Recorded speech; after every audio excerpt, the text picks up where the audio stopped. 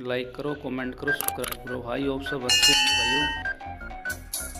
धीरे धीरे चल रहे हैं, घर से अभी चलेंगे हम आज गाड़ी को ठीक करवाने के लिए।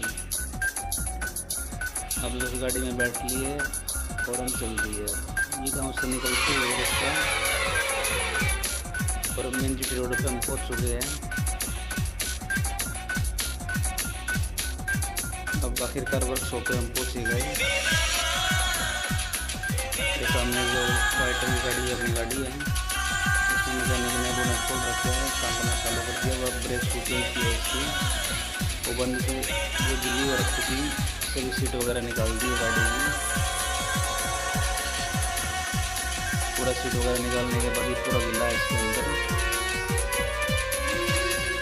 पूरा पानी मिलाने के बाद इसके अंदर। और ये अभी पूरा निकाल देंगे सीट वगैरह, पूरा दे दिया अंदर। ये सीट वगैरह दे रहा है, बड़ा अच्छा मैकेनिक था। ये भी वाशिंग चालू कर दिया। सीट वगैरह को सुंदर लग जाएगा इसके अंदर। ये अंदर जेरबट पेंट मार दिया है, उस दिन खा गए। अभी इसकी एसोसिस का रखी प्लास्टिक का। ये अभी दोबारा से मैट बिछाते हैं साफ करने का, सुखाने के बाद 4 से 5 घंटे प्रोसेस लगा इसके बीच में। आखिरकार शाम हो चुकी है, अभी वॉशिंग करने स्टार्ट कर दिया है मैकेनिक ने।